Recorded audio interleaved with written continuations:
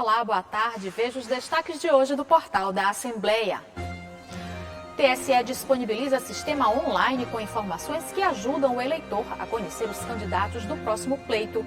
Em entrevista virtual, o governador Flávio Dino falou sobre a redução do ICMS para empresas no Maranhão. A Assembleia Legislativa encerra a semana de atividades voltadas para a prevenção da depressão e do suicídio. Conheça o trabalho do intérprete de Libras, que leva ao telespectador tudo o que acontece nas sessões plenárias da Assembleia Legislativa. E mais, 14ª Semana de Museus oferece ao público um passeio virtual pelas casas de cultura em São Luís. É agora no portal da Assembleia.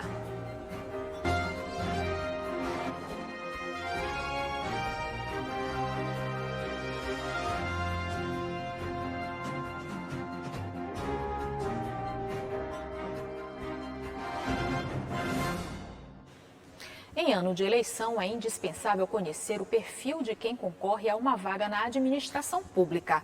Para facilitar as buscas pelas informações, o Tribunal Superior Eleitoral disponibiliza um sistema online que auxilia o eleitor a fazer uma escolha consciente no dia da votação. À medida que os registros de candidaturas são solicitados à Justiça Eleitoral, o Tribunal Superior publica todos os dados de cada candidato no sistema online, conhecido como DivulgaCand. Qualquer pessoa pode acessar a página por meio do site do TSE ou pelo portal do Tribunal Regional Eleitoral, tre-ma.jus.br. Basta clicar no link Eleitor e Eleições e, em seguida, em Eleições 2020. Você acessa de uma forma muito simples, muito fácil de ser acessado. O sistema é leve, você pode acessar pelo celular, pode acessar com tablet ou em computadores mesmo normal. Ele é muito fácil de ser aberto. E lá vai ter a informação que você necessita obter. O sistema de divulgação do Tribunal Superior Eleitoral traz informações como o grau de instrução dos candidatos, limites e gastos de campanha, valores e bens e também as propostas de governo. É uma fonte de informações ao eleitor que quer conhecer bem o seu candidato e, no dia das eleições, fazer uma escolha consciente. Temos que saber qual a pessoa que vai nos representar, que seja numa Câmara Municipal, que seja numa Assembleia, que seja no Senado, numa Câmara Federal, ou que seja no governo do Estado, numa prefeitura, na presidência da República, enfim, qualquer representante, qualquer governante que nós tenhamos que escolher, nós temos que escolher com qualidade, com preocupação, com conhecimento dessa pessoa, desse candidato, para que o nosso voto tem o valor que efetivamente tem. No Maranhão já foram publicados dados de mais de 4.000 candidatos entre prefeitos, subprefeitos e vereadores. Em 2020, ano de eleições municipais, as consultas também são separadas por municípios. A estimativa é receber informações de mais de 20.000 candidatos de todo o estado até o fim do prazo dos registros de candidatura, que vai até o dia 26 de setembro, próximo sábado.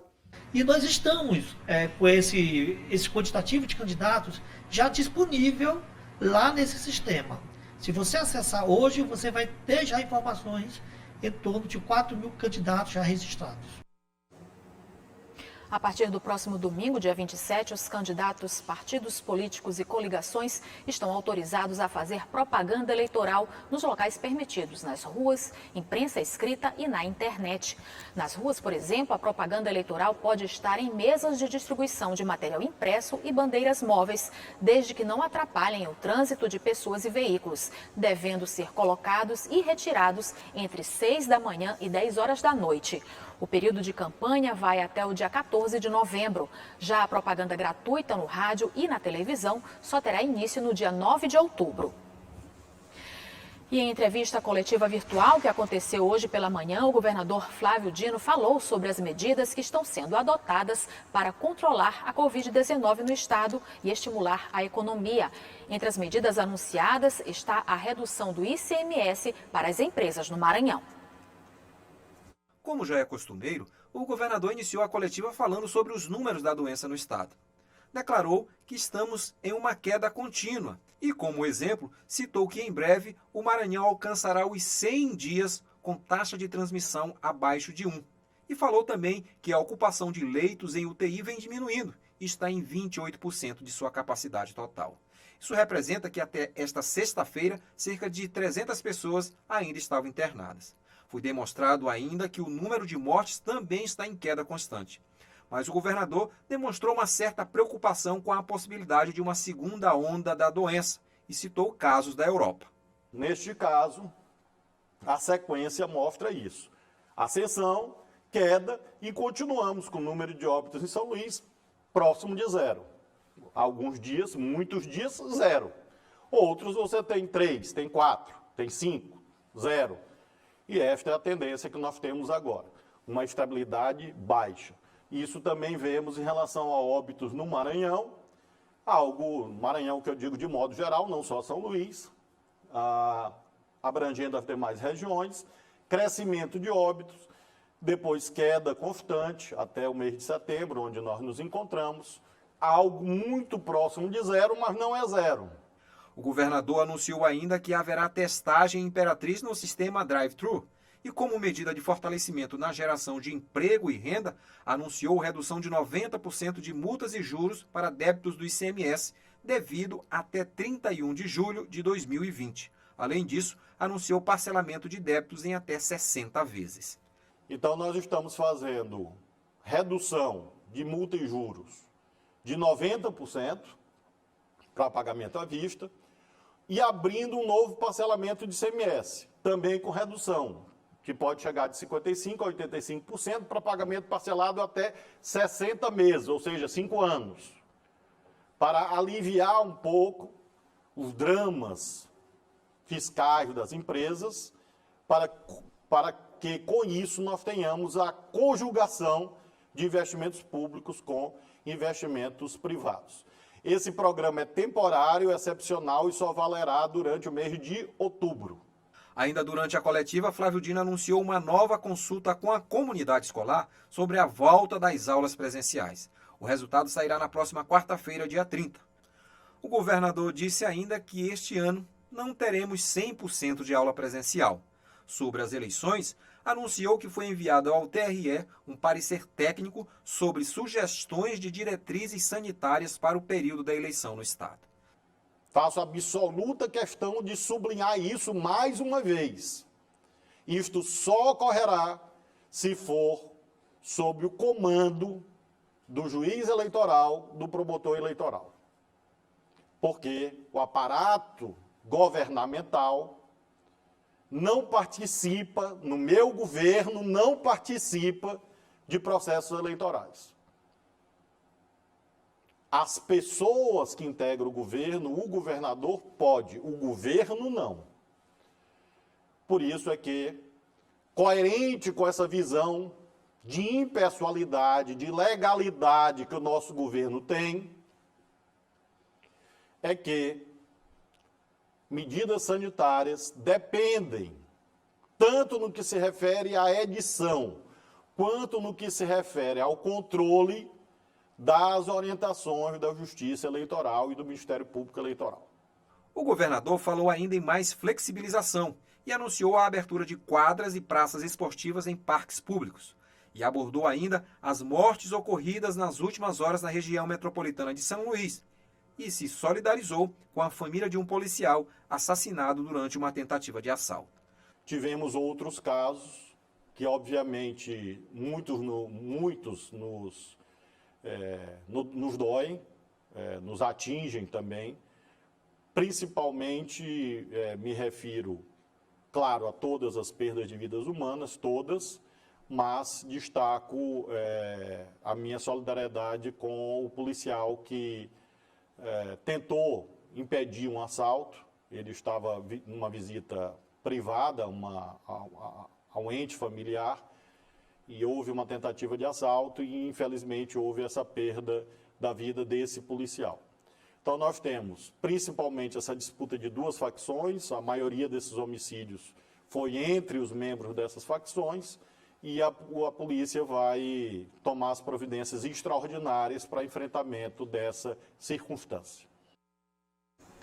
A Diretoria de Saúde e Medicina Ocupacional, em parceria com a Diretoria de Comunicação da Assembleia Legislativa, promoveu uma semana com uma série de debates transmitidos pela Rádio Assembleia Online e pelas redes sociais. As informações repassadas ajudam a prevenir o suicídio, além de orientar a sociedade sobre os cuidados com a saúde mental. Foi uma semana de várias ações para conscientizar não só servidores da Assembleia Legislativa do Estado do Maranhão sobre os cuidados da saúde mental, mas toda a sociedade. Com o tema Para Florescer, Preciso de Você, a mobilização do Setembro Amarelo tratou de temas como conscientizar sobre a prevenção do suicídio, buscando alertar a respeito do problema por meio do diálogo e discussões que abordem o tema de forma aberta.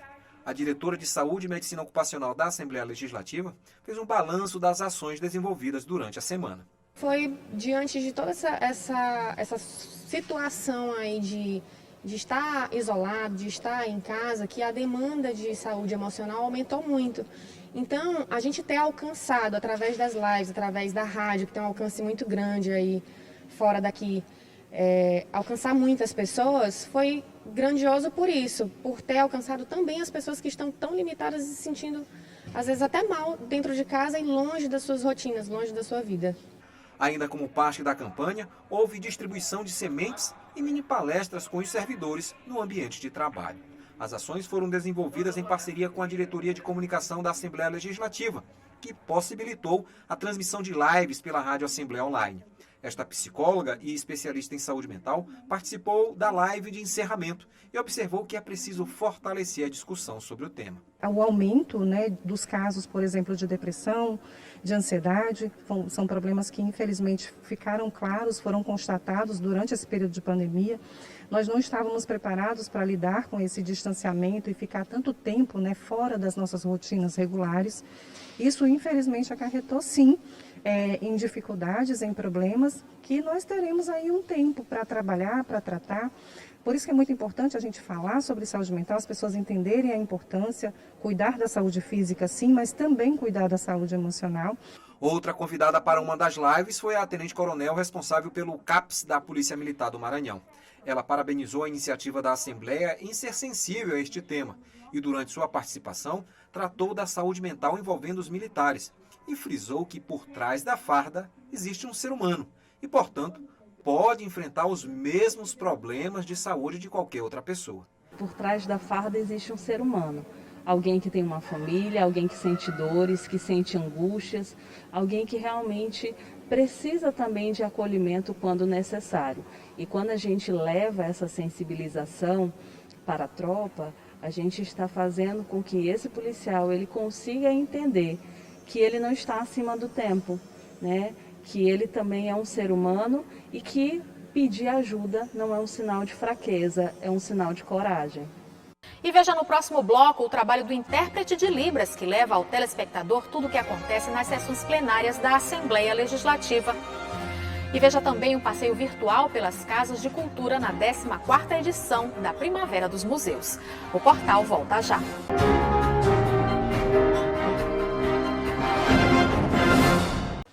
Setembro é o mês em que se comemora uma série de datas especiais para a comunidade surda em todo o planeta. Uma delas é o Dia Mundial da Língua de Sinais. Aqui no Maranhão, a Assembleia Legislativa realiza um trabalho com intérpretes de Libras durante as transmissões das sessões plenárias pela TV Assembleia. Uma iniciativa que ajuda na comunicação do Legislativo com os telespectadores surdos. O que os ouvidos não captam, os olhos traduzem. A atenção de Naya é para o cantinho da tela, onde o intérprete de Libras narra a sessão plenária da Assembleia Legislativa do Maranhão. É que Naya é surda e precisa da interpretação na linguagem brasileira de sinais para acompanhar os debates dos deputados estaduais em plenário. A Libras é reconhecida desde 2002 como a segunda língua oficial brasileira e como meio de comunicação e expressão entre os cidadãos. Então, esse é um momento muito importante na TV Assembleia, porque tem a acessibilidade por meio da interpretação da informação. E assim, eu posso saber o que está acontecendo, pois em outros contextos, o ouvinte tem uma comunicação completa e nós surdos, obviamente, precisamos aproveitar esse momento de acessibilidade para conhecer o que os deputados estão falando. ter acesso à informação nesse momento e entender. Isso é muito importante para nós conhecermos as leis e também lutarmos pela acessibilidade em diferentes espaços. Assim como Naya, quase 10 milhões de brasileiros possuem deficiência auditiva, segundo o censo de 2010 do IBGE, o que representa mais de 5% da população brasileira. Pessoas que também têm direitos garantidos. Um deles é o acesso à informação e à comunicação por meio dos recursos de acessibilidade para pessoas com deficiência auditiva nos serviços de radiodifusão de sons e imagens e de retransmissão de televisão. Um recurso já oferecido pela TV Assembleia na transmissão das sessões plenárias com a tradução simultânea em Libras, por meio do trabalho de intérpretes de Libras capacitados para transmitirem às pessoas surdas o conteúdo das sessões plenárias e solenes. A interpretação é simultânea. Neste momento está acontecendo a sessão plenária aqui na Assembleia Legislativa e o intérprete de Libras está aqui no estúdio da TV Assembleia interpretando as falas dos deputados estaduais. É uma forma de democratizar o acesso à informação, permitir que as pessoas surdas também tenham acesso às principais discussões do Parlamento Estadual. Nosso papel é democratizar e também tornar acessível, né, ao surdo, ao deficiente auditivo, essa informação, para ele estar a par também do que acontece aqui no Poder Legislativo, né, projetos de lei, medidas provisórias e outras coisas que acontecem aqui, né, ele fica, né, ciente, porque tem em sua língua aquela informação. Então isso é muito importante, né? Nós sabemos que tem muitas leis de acessibilidade, né? E nós, da Assembleia Legislativa, estamos obedecendo essas leis, né? Fazendo com que o surdo ele tenha conhecimento de tudo que acontece aqui na Casa Legislativa. José Peixoto, pela primeira vez, assistiu à sessão plenária pela TV Assembleia. Ele é surdo e também professor de Libras. Para ele, o trabalho do intérprete é a garantia do respeito ao direito determinado por lei. Essa é a TV Assembleia e ela tem um serviço muito bom de interpretação da informação. Com isso, eu posso conhecer o trabalho dos deputados, a discussão e a votação de leis importantes para o nosso Estado. A interpretação, ela possibilita que o surdo ele tenha acesso à informação e compreenda isso de forma melhor por meio da língua de sinais. Em setembro, é comemorado o Dia Nacional dos Surdos, data para celebrar a acessibilidade e lembrar a importância de um mundo cada vez mais inclusivo. O dia 26 de setembro é uma data muito especial por ser o Dia Nacional do Surdo e lembrar a criação, em 1857, do Instituto Nacional de Educação de Surdos e também da luta pela criação de escolas bilíngues, em onde seja ensinado a língua de sinais e o português escrito para garantir a comunicação e a interação dos surdos. É muito especial para os surdos e é uma luta que está presente na nossa vida.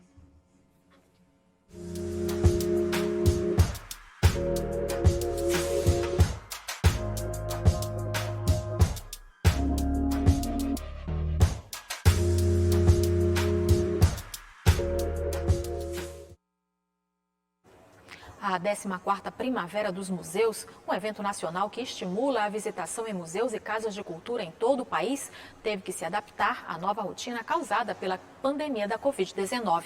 A edição deste ano está oferecendo visitas virtuais. Uma ótima ideia para quem precisa ficar em casa e, de quebra, conhecer um pouco mais da nossa cultura. É claro que olhar de perto cada objeto, sentir o ambiente e respirar o passado é espetacular. Mas nestes tempos de pandemia, coisas simples como visitar um museu, uma exposição, ficaram difíceis de se fazer de maneira presencial. Mas aí a tecnologia vem dando uma mãozinha.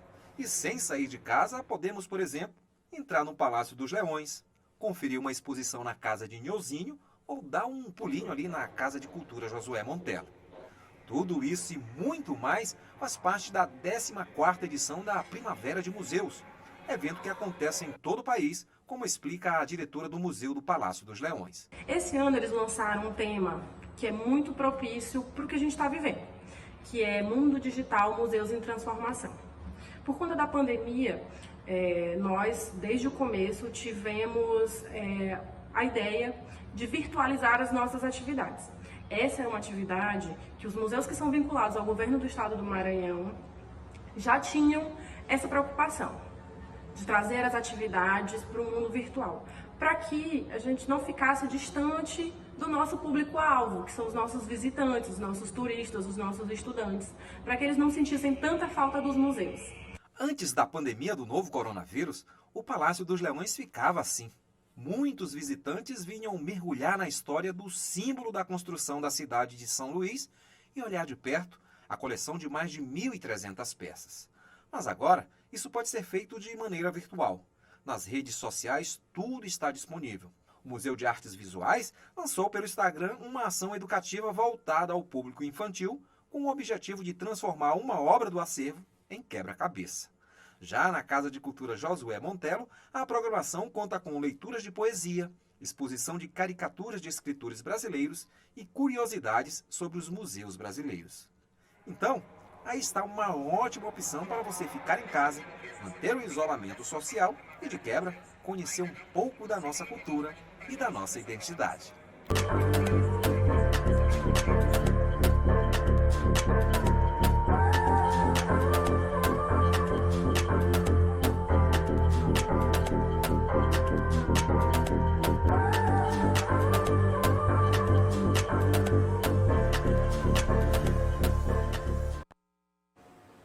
O portal da Assembleia fica por aqui. Para rever as reportagens de hoje, acesse o site al.ma.leg.br/tv.